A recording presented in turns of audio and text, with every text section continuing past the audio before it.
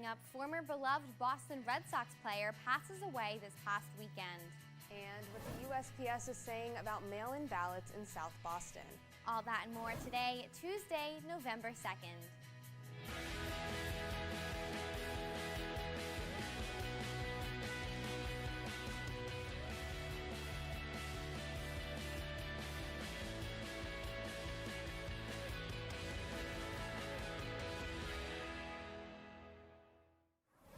Good morning, Emerson. I'm Caroline Reese. And I'm Danielle Fineza. We're happy to be kicking off November with you all. Yeah, it's a very busy month and a very busy day, so let's get started with our top stories.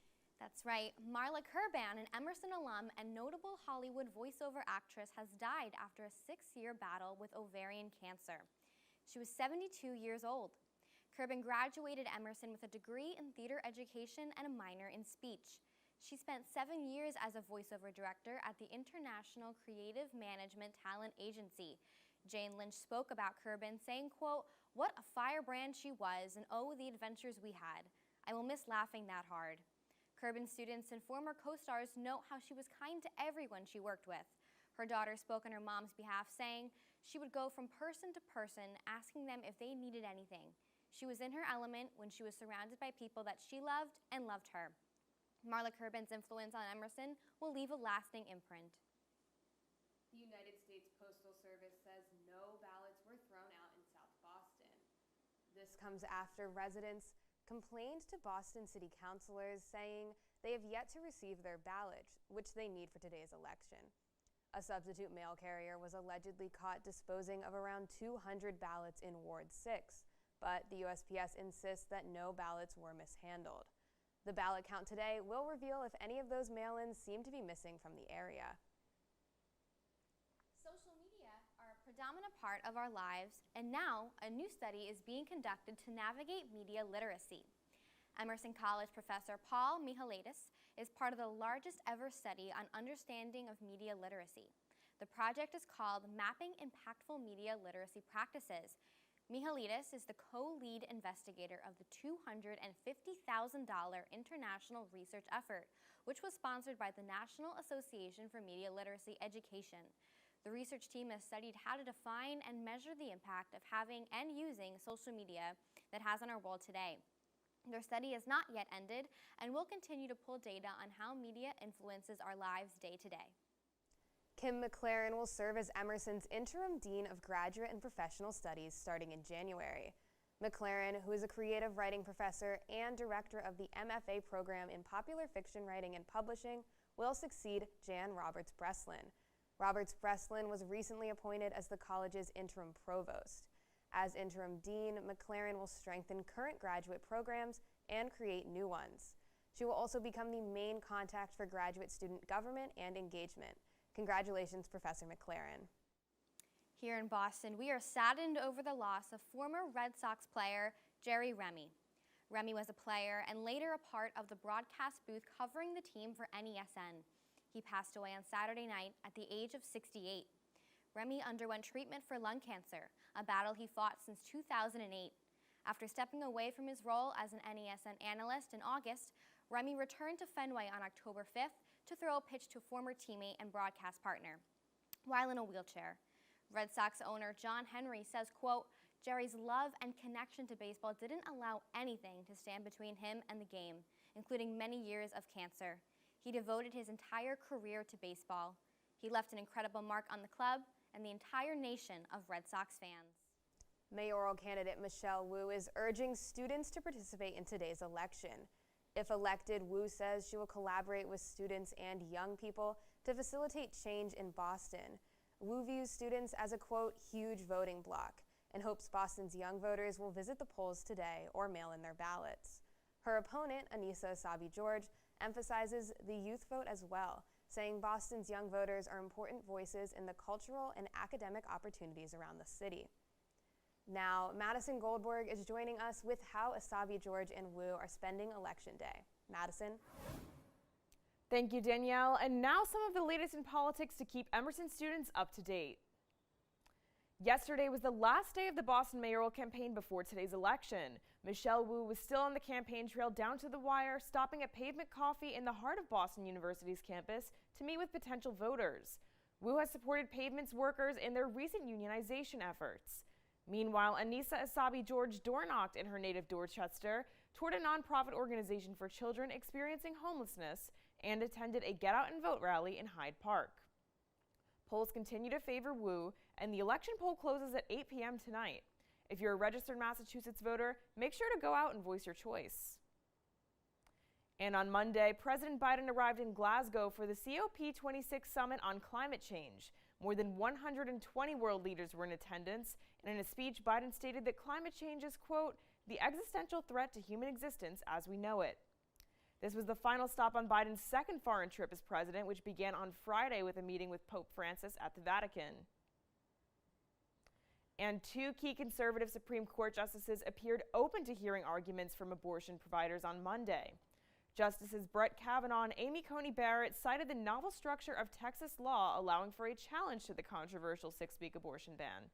Justice Kavanaugh's reasoning for this would be to attempt to close a loophole that would allow for the ban to be lifted. Defenders of the ban have enacted a 1908 Supreme Court decision called Ex parte Young that appears to bar lawsuits in an effort to restrain state courts. The ban continues to be met with opposition from liberal activist groups. That's all I have this week. Back to you two at the desk. Thank you, Madison. And now let's head over to Sam DeCoste with Boston News. It's election day in Boston, and for the first time in the city's history, a woman will be elected mayor. And with hours to go before the polls close, Michaeil Wu is the clear favorite. The latest Emerson College poll has Michaeil Wu leading 61% over Annaliese Baker. No matter who becomes the next mayor of Boston, a woman of color will be voted into the office for the first time ever. This is a historic election because whomever of these two candidates is elected will be the first woman and the first woman of color elected to be mayor of Boston. At the end of the day, we will have a woman in the position of mayor for the city of Boston, which is historic. It is super exciting. Both candidates appeal to the younger college student demographic, each candidate highlighting topics like COVID recovery, battling climate change, and mental health awareness. But I think this election is really being fueled on the city of Boston's recovery after the pandemic, but also on climate change. Young people are really interested and invested in the work that's being done for climate change, and young people are voting. They're getting their voice out. And climate change for people of our generation, we're going to be around to experience the worst effects of climate change. So it's important that we understand every tool that we have at our disposal to address that issue, even at the city level. The city's saying that the date for the new mayor to be sworn in will be November 16th. From Boston, Sam DeCoste. Good morning, Emerson. Thank you, Sam. When we come back, Maximo Lawlor joins us with the weather you can expect for the week ahead. Stay with us.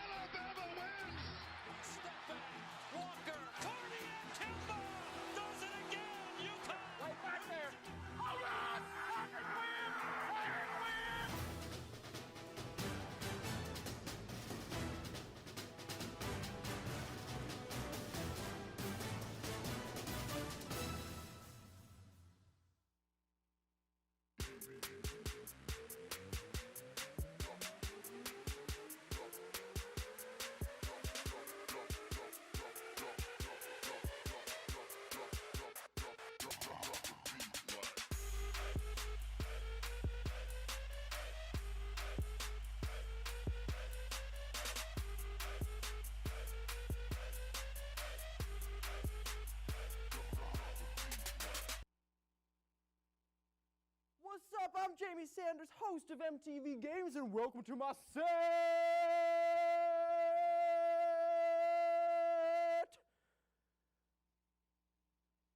Where are the contestants? I lost the contestants. Where are the set!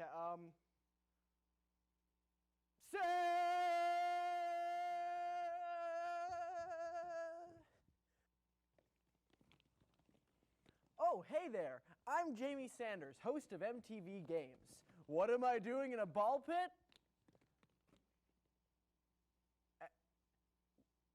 Hello? Hello? What am I doing in a ball pit? I'm all alone. Please watch the show.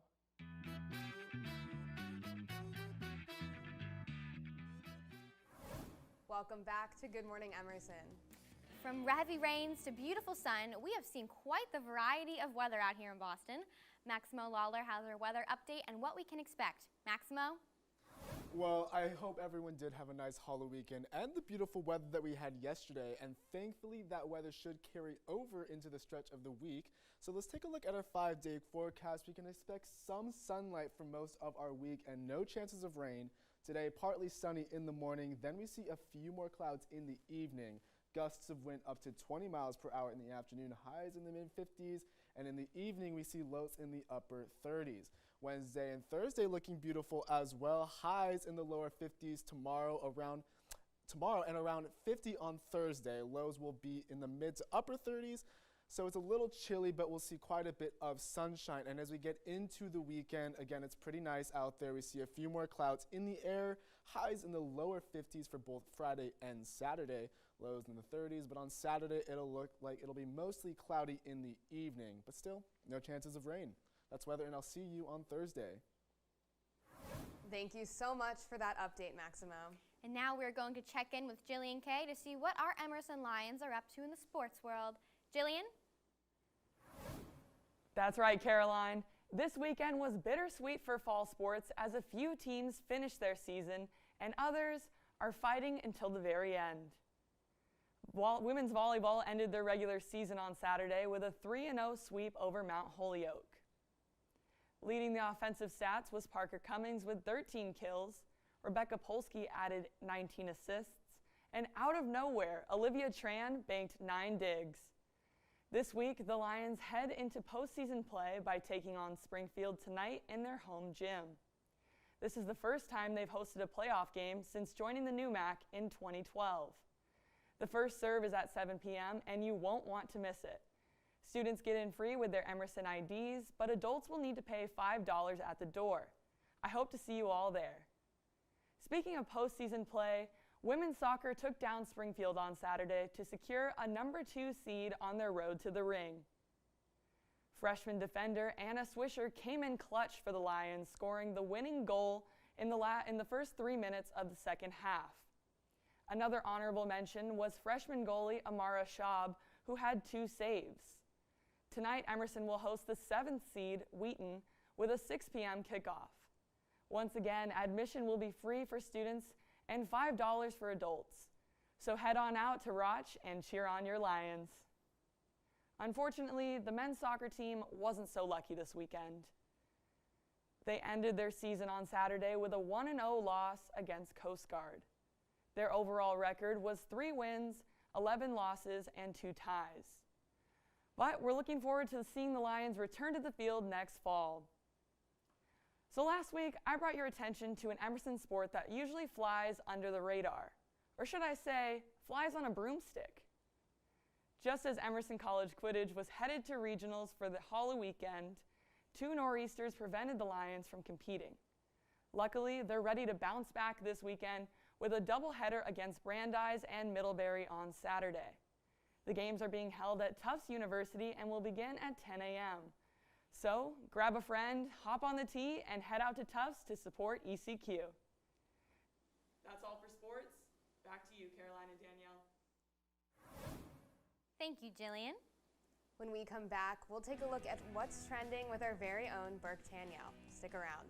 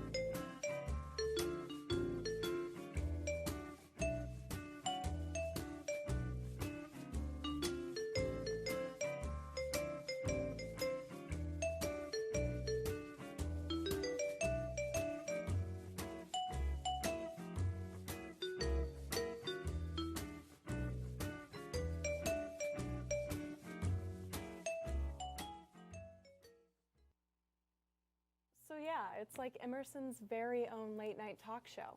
We've got games like Jimmy Fallon, and we're hot like Jimmy Kimmel, and we've got guests.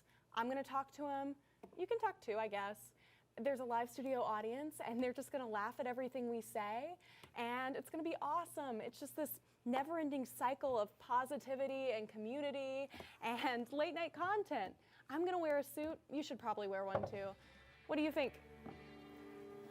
I think you should drink up, because it's closing time.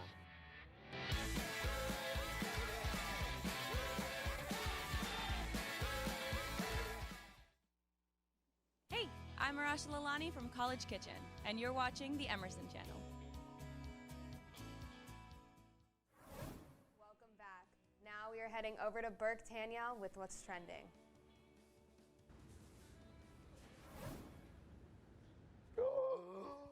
I'm Berk Tanyel from Good Morning Emerson, and it's the spookiest day of the entire year. Halloween falls on a Sunday this year, which is kind of lame, but that just means on Saturday night, the entire city of Boston got to witness Emerson students in their crazy, spooky costumes. So let's go ask around a couple Emerson students just to see what type of crazy shenanigans they got up to last night. Erica, what did you get up to last night? Have you heard of Adele? Adele? The computer or the artist? The artist. I stayed in my room and listened to Adele last night. Last night I actually wrote college applications and then submitted it. You're telling me you're in Boston and you're not in college right now? That is correct, yes. That doesn't make any sense. That doesn't make any sense, Jack. I dressed up in my everyday clothes because I felt as though supporting Halloween for another year was a corporate sort of dream that they wanted to force upon me. So I just dressed normally as to not appeal to that sense of corporations and whatnot. Very brave, David. Thank you, thank you. Jeff Bezos. If you've seen the film Last Night in Soho, which also has a whole lot of problems, I put on some white face makeup and I put some black around my eyes, and I was a good old-fashioned ghoul. Stay safe, stay spooky, and shuck that candy. I'm Berk Tanyel, signing off for Good Morning Emerson. Thank you, Berk. Did you dress up for Halloween this year? I did. I was a cowgirl with one of my friends. It was a simple costume, but it was a lot of fun. Well, that's all we have for you today on Good Morning Emerson. Yes, thank you for tuning in with us, and be here next Thursday, same time. Have a great day.